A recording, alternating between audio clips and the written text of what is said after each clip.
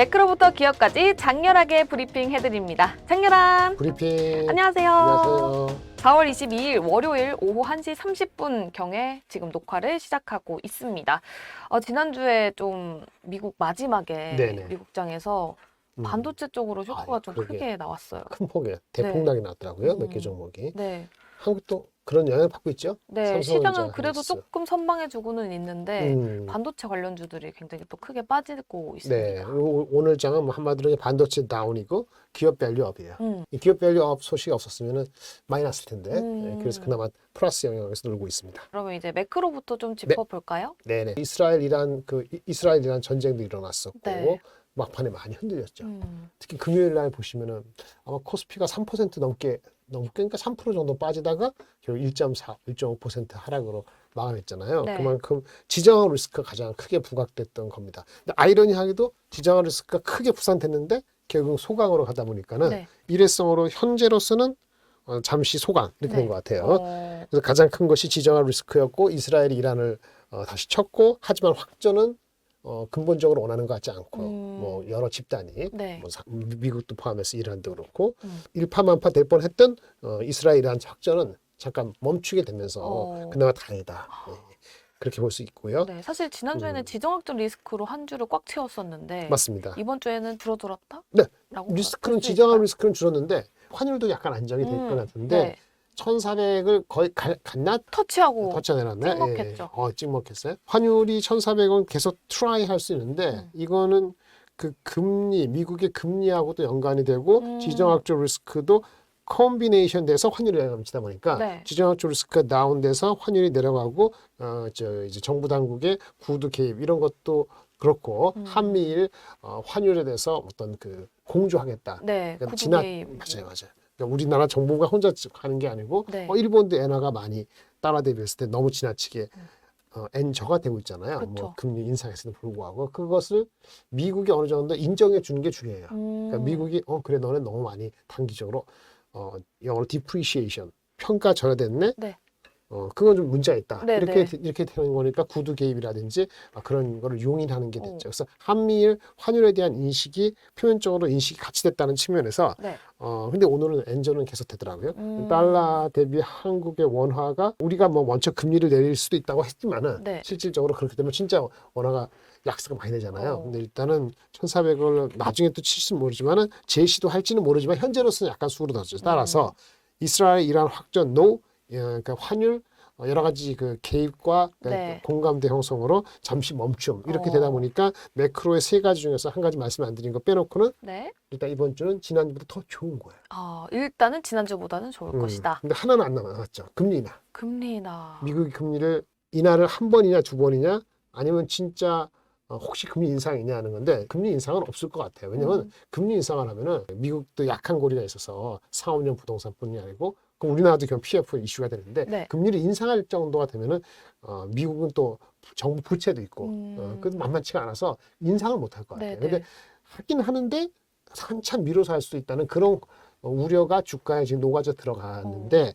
요거 금리 인하가 한 번보다는 두 번이 낫잖아요. 네. 두 번을 하려면은 7월에 하냐 9월에 하냐 이런 게 있는데 두 번에 할 수 있는지 여부 그다음에 어떤지는 지난주 4월달 들어서 계속 데이터가 왔다 갔다 해서 좀 했는데 이번 주에 드디어 PC가 나왔죠. 네. 그러니까 YY로 한 2.7% 정도 하는데 네. 그거가 예상에 보다 높지가 않으면 예상보다 부합하고 낮으면은 지금 아까 말씀드린 환율 리스크, 지정학 리스크가 제가 완화했는데 금리 인하 미뤄진 거에 대한 우려도 조금 일단락 될 수도 있거든요. 그래요? 예. 파월이 조금 늦어질 것 같다. 지연 가능성 말 얘기했잖아요. 했잖아요. 근데 이제 PC가 PC에 나오면 그 PC가 나오고 나면 그게 오바스럽지 않게 나오면은 아까 말한 지정학 리스크 환율처럼 금리 인하도 금리 인상한다 이런 얘기는 좀 들어가고 네. 그래, 하긴 할 것 같아요. 네네. 이런 식으로 하면서 5월 1일 FOMC를 준비할 수 있기 때문에 그런 매크로 환경에 대해 봤을 때는 사실은 지난밤에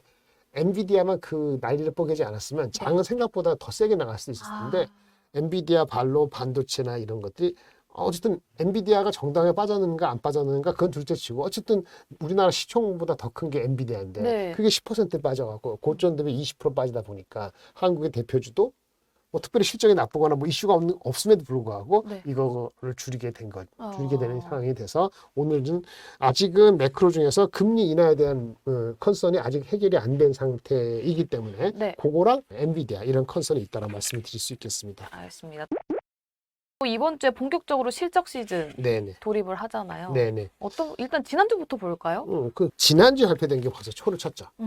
일단 어. ASML. 그렇죠. 반도체 넘버원. 단기 실적이 매출 좀 줄고 수주 감소가 있다 보니까는 얘네들이 그렇게 잘 된다고 하는데 EUV 뭐 노광 장비 2천억, 4천억, 5천원짜리가 좀 줄었거든요. 네. EUV 노광 장비 얘는 EUV도 있고 덜 비싼 DUV라도 있는데 네. 매출에서 EUV가 다는 아니에요. 근데 EUV 개수가 하나에 3천억인데 이번 분기에는 지난 분기 10세대에서 11대 팔렸어요. 네. 평균 14대 때 파는데 이번 분기 좀 덜 나갔다. 그런 것을 보고 반도체의 업황에 대해서 우려하는 분도 계신데 그러니까요. 네.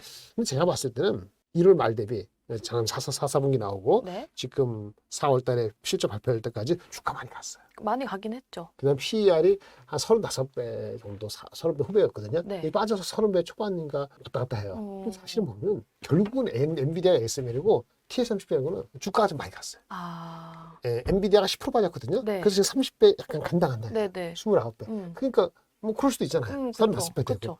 ASML 비슷한 거야. 39배 좀 부담스럽다는데 핑계 대니까 푹푹 빠져갖고 30배 초반. 네. 그럼 밸류에 대한 부담이라고 말씀을 음. 해주셨는데 사실 이 ASM의 실적을 보면서 네. TSMC도 그렇고 삼성전자가 EUV를 왜 발주를 많이 안 했지? TSMC가 실적은 나왔는데 좋았어요. 근데 반도체 성장률은 좀 낮췄잖아요. 그러니까 정확히 말하면 TSMC는 메모리가 비메모리거든요.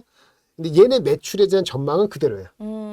근데 뭐냐면 시장에 대한 뷰죠. 왜 자기네가 반도체 만들어 주는데 네. 그 PC용으로도 나가고 스마트폰으로도 나가고 자동차용으로도 나가고 네. 뭐 AI 서버용으로 나가고 여러 가지 나가는 게 있을 거 아니에요. 그 커스터머 이렇게 통해서 반도체 시장을 전망하는 전망의 범위가 AI가 아닌 일반적인 레거시 스마트폰이나 PC나 휴대폰 시장이 생산보다 3개월 전 생각보다 조금이나마 네. 톤다운하거든요. 그건 비밀가 됐죠. 근데 그렇게 시장에 대한 뷰가 톤다운했다 해서 자기네들의 매출이나 시장을 개척을 할 때 그거는 큰 타격이 없는 것처럼 보여졌는데 불구하고 얘네 주가도 빠지고 네. 그게 이제 다른 데서 멈춘 거죠. 근데 잠깐 봅시다. 엔비디아는 일반적인 PC 휴대폰이 아니잖아요. 네.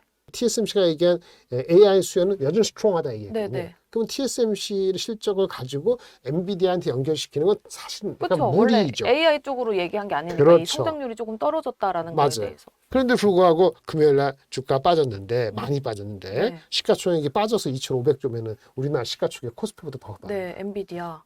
빠져서. 근데 이게 10% 빠졌는데 얘네 뉴스가 없었어요. 네. 근데 얘네 제품을 받아서 엔비디아 GPU를 받고 다른 부품을 받아갖고 서버 데이터 센터를 구축해주는 그 OEM 업체가 있는데 네. SMCI라고 했어요. 슈퍼 마이크로 컴퓨터라고 이름도 네. 되는데 이 주가가 23%나 무려 23% 그러니까요. 폭락을 한 그러니까요. 거예요. SMCI가 무슨 일이 있는가 봤더니 아무 일 없어요. 네. 다만 다음 주 4월 30일 날 실적을 발표한다라고 얘기했어요. 네. 근데 실적을 발표한다고 얘기할 때 보통은 그게 좋을 것 같으면은 네. 매출은 요 정도 범위야라고 얘기했다. 매출이 요 정도 범위야. 미리 알려주는 거죠. 어느 정도 이렇게 속닥속닥 해줬는데. 네, 근데 이번에 매출 얘기를 안 했어요. 그냥 4월 30일 날 실적 발표됩니다. 그러니까 사람들이 뭐지? 라는 생각을 가지면서 네. 그게 이제 걱정이 돼서 던졌고 그러다 보니까 아침에 시작할 때 엔비디아가 처음부터 10% 빠진 거 아닌데 네. 4, 5% 빠지다가 SMC가 그러니까 같이 빠진. 네. AMD도 한 5% 빠지고. 네. 이걸 아셔야 돼요. 제가 지금 금요일 날 때 하방송에서 얘기했는데 반도체 주식 성장주라는 것들은 핑계가 있으면 언제든지 먹은 거에 상당 부분 토해낼 수 있다. 그리고 테크니컬 기술적인 분석을 하는 분들은 그렇게 빠지면 그냥 파는 게 맞아요. 네. 마음 불안한데 뭘 누구한테 물어보고 자시고 맞아요. 누가 답을 해줍니까? 아무도 모르. 이유가 없잖아요. 네. 이유가 있어서 빠지면 그냥 아는데 이유가 없어도 빠져요. 네. 누가 던지면 빠져요. 그쵸. 그럼 그게 이유야. 네. 왜 던지냐? 그 하나한테 물어봐야 돼. 대부분이 넘버가 확실치 않아, 넘버가 특별한 게 없으면 불안해서 파는 거고, 불안한 거는 매크로가 불안해서 그 밸류에이션이 높았던 걸 파는 거예요. 충분히 내려갈 때까지 기다리거나 아니면 매크로 상황이 바뀌면 다시 사요. 네. 예, 그러는 거니까 오늘 삼성전자 하이닉스도 오히려 하이닉스 같은 경우는 1분기 실적 좀 더 말씀드리겠습니다. 1분기 실적 기대치가 2조가 넘은 게 아니고 2조 7천까지 나오고 있어요. 네, 맞아요. 이게 긍정적일 수 있고 부정적인 게 동시에 있는 거라 지난주에 말씀드린 것 같은데 높아진 기대치를 맞추면은 엉들린 만큼 나중에 올라갈 수도 있고 높아놓고 또 안 나오면은 더 실망할 수 있죠. 그러니까 그때는 과다 매도가 될 수도 있죠. 예, 그런 측면이기 때문에 오늘 내려갔을 때 사야 되느냐 말아야 되느냐 그건 어느 누구도 모르는 거예요.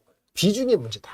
오늘은 한국이 왜 다른 한국 주식이 안 빠질까요? 아까 말씀하신 참 반도체는 빠지는 거고 엔비디아가 10% 빠졌는데 한국이 안 빠지고 100일 수가 없는 거예요. 왜? 더군다나 오늘 같은 그쵸. 날은 기업 밸류업에 대해서 정부가 영수회담을 할 것처럼 주만을 나왔잖아요. 네. 시장에는 자금이 아주 많지는 않고 하지만 또 돌고는 있으니까 네. 빼면 빨리빨리 움직인다. 아. 그게 변동성을 확대시키고 있는 아. 거다. 겉으로는 0.5%, 0.8%지만 속에서는 엄청난 차이가 있다. 이렇게 말씀을 드릴 수 있겠습니다. 엔비디아 말고 많이 빠진 게 넷플릭스 빠졌거든요. 네네.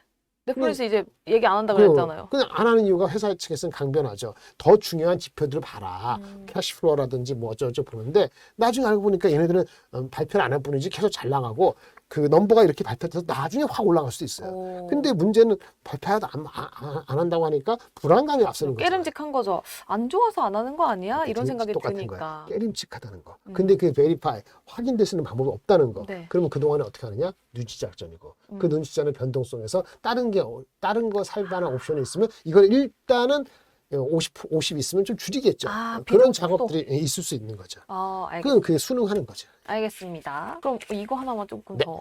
AI 관련해서 투자자들의 눈높이가 조금 올라갔다라는 의견도 있더라고요.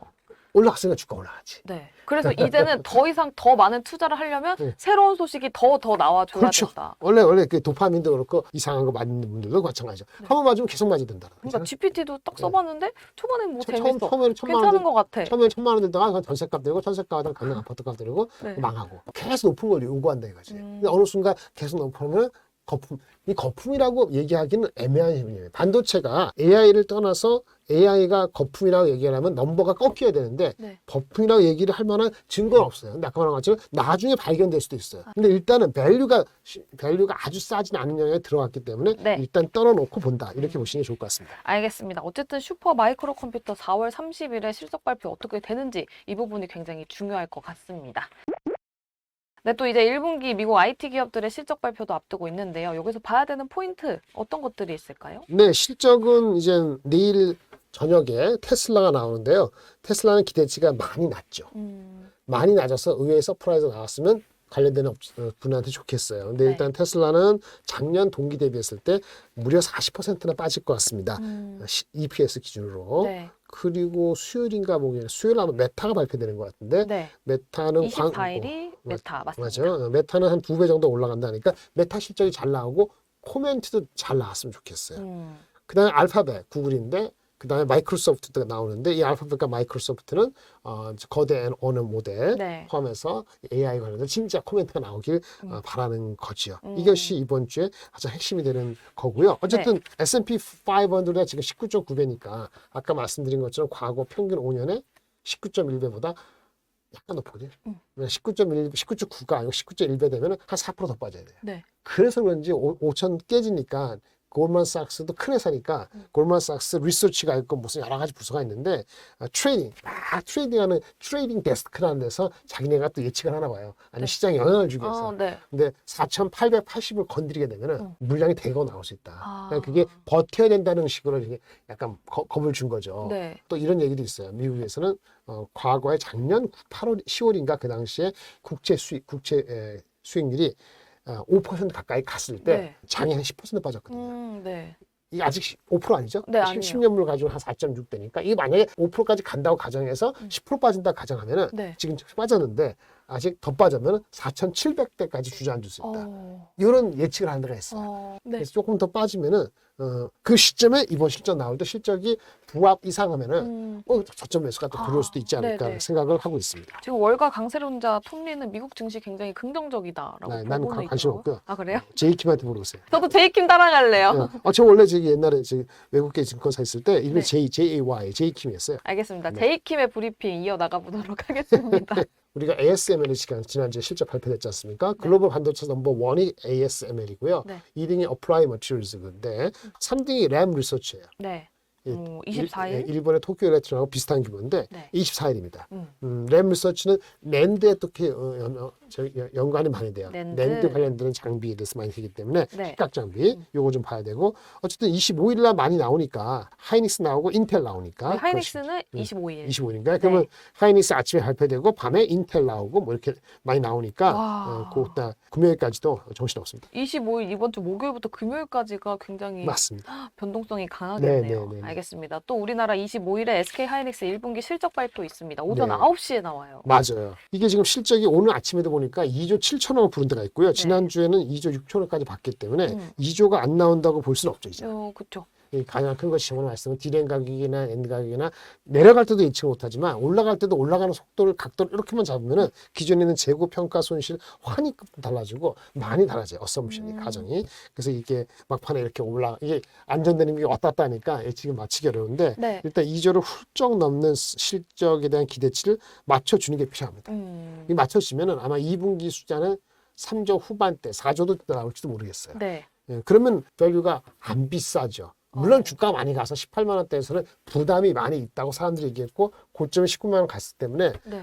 지금 오늘 같은 경우는 그 실적이 2조 5천에 나와도 지금 17만 원 이하까지인 것이 한꺼번에 목요일날 금요일날 10% 오른다라고 볼 수는 없어요. 네. 하지만 실적이 부합되고 컨센서스보다 부합되고 이상되고 코멘트가 낙관적으로 나오면은 네. 오늘이 얼마나 빠졌건 간에 상당 부분은 좀 메워질 수 있는데 네. 근데 요즘에 그 실적이 잘 나와도 여러 가지 분위기 있잖아요. 매크로 뒷받침이 시장이 또 받쳐주냐? 안 이게 받쳐주면은 그 정고점을 빨리 도달할 거라고 이렇게 내다보기는 조금 아직은 좀 어려워 보이긴 합니다. 네. 단순히 실적이 아니고 그리고 또 하나 나온 게 최근에 어떤 증권사 리포트가 하이닉스의 1분기 실적을 뭐 2조 6천 해놓고도 네.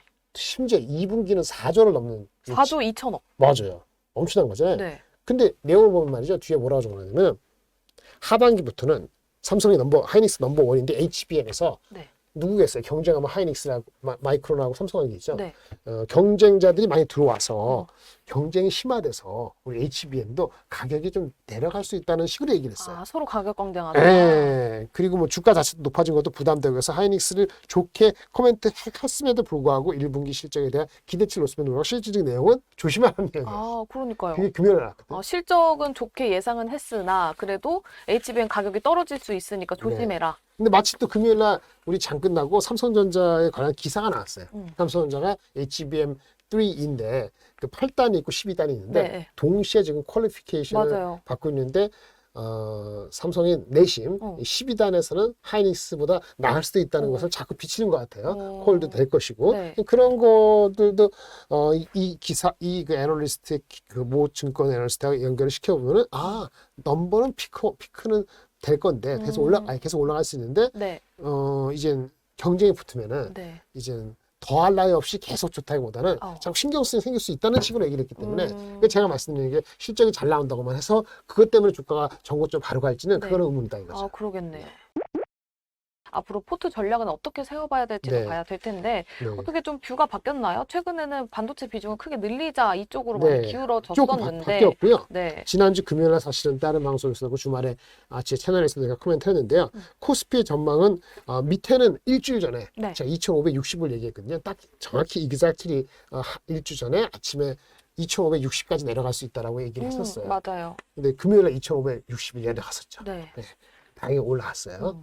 여전히 2,560 정도가 바닥이고 높이는 낮췄습니다. 아까 말한 삼성전자 하이닉스 치켜 올라가더라도 네. 엔비디아가 오늘 엄청나게 5월 말일날 안 하면은 전고점 우리 2,800까지 갔었잖아요. 네, 네. 하이닉스 삼성전자 같은 경우는 뭐 89,000원까지 갔었던 88,000원인데 전고점으로 갈 수 있을지 잘 모르겠어요. 2분기 4월 달 지났으니까 5월 6월 사이에. 근데 저는 2,560에서 2,750을 예상을 드리고요. 모의 포트는 엄청나게 유연하게 왔다 갔다 해야 된다. 아침하고 저녁하고 다를 수도 있고 심지어 이번 주 월요일하고 금요일은 많이 다를 수 있다. 네, 많이 다를 것 같아요. 근데 계속 그런 식인데 현금은 제가 많이 준비하라고 일주일 전에 65%까지 65, 55%까지 했는데 네. 일단 매크로가 아까 말씀드린 것처럼 뭐죠? 약간 수그러들 수 있는 거니까 네. 반도체만 이슈잖아요. 그럼 어떻게 되죠? 그럼 현금을 줄여야지. 그쵸. 사야지. 그럼 현금을 45%로 50% 이하로 줄이고요. 네. 대신 늘리는데 뭘 늘리냐면은 기업 밸류업을 늘릴 수 기업 있다. 밸류업. 은행, 네. 자동차, 지주는 사업지주, LS 같은 거. 이런 거, LS 같은 거. 은행주 실적 전망도 좀 은행 좋던데요? 좋죠. 네. 은행도 실적이 전망이 궁금해도 어쨌든 간에 많이 주가가 올라갔던 걸 토해냈어요. 그러니까 조금 부담이 없어졌어요. 네. 지금 PBR이 오늘 다시 올라가지만 0.4거든요. 네. 그래서 진짜 여야 간에 무슨 법적인 걸로 또 설레발 칠 수 있는데 네. 그러니까 사고 싶어도 기업 밸류업도 원래 사고 싶은 거 100%를 다 살 수는 없어요. 어떻게 할지 모르니까. 그쵸. 근데 지금 살만하게 만만치 않고 하니까 기업 밸류업, 은행, 자동차, 지주 관련되는 거를 그럼 자동차가 좀 더 좋지 않아요? 환율 수혜 받잖아요. 난 그것도 환율 다시 내리면 어떡하죠?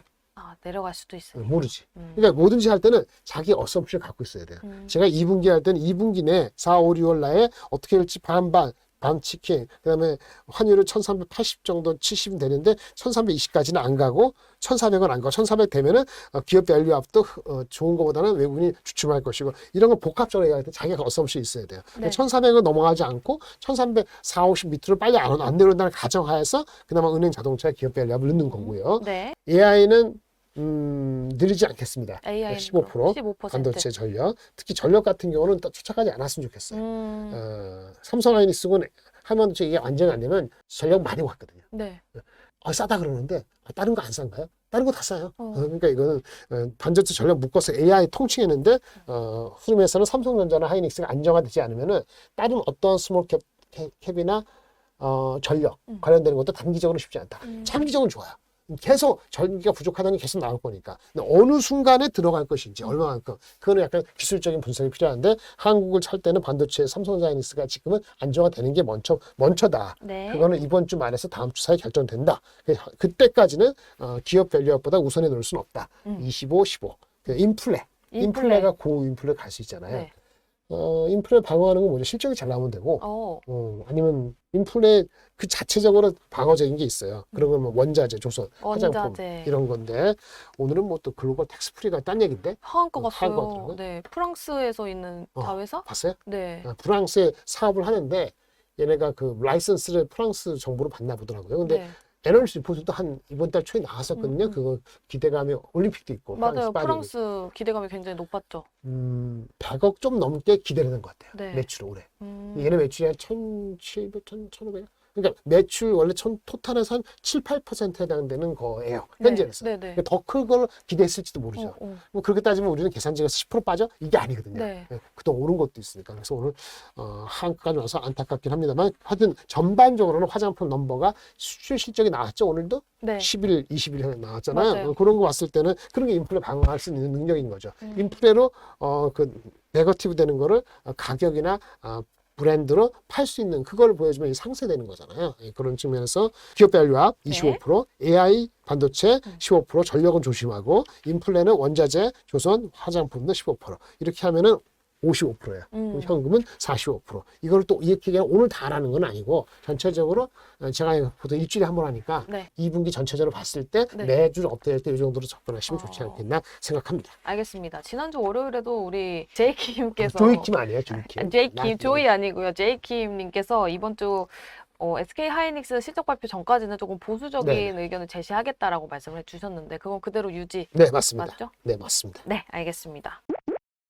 삼성전자 저번에 말씀 삼성전자가 오늘 좀 7만 지금 이 상태로 꺾이면은 조금 불안해요. 엔비디아가 3월 25일 날 950불 피크였거든요. 네. 근데 그 전에 삼성전자가 갑자기 7만 원 초반에서 7만 원 중반 후반을 뛰었어요. 네. 3월 20일 날 76,900원. 야. 그때 밑으로 지금 빠지고 있잖아요. 네. 근데 그 당시에 일단 실적에 대한 기대감과 HBM에 엔비디아 들어간다는 기대감이 있었는데 지금 그 기대감이 둘 다 살아있긴 한데 매크로 때문에 빠졌으니까 네. 지금 더 빠지면 약간 과하게 되는 거예요. 과하게 되는 건데 뭔가 얘기를 해야 되잖아요. 네. 하이닉 삼성전자가 좋은 얘기를 해야지 주가가 과매도에서 다시 올라갈 결국 다시 올라갈 것 같은데 네.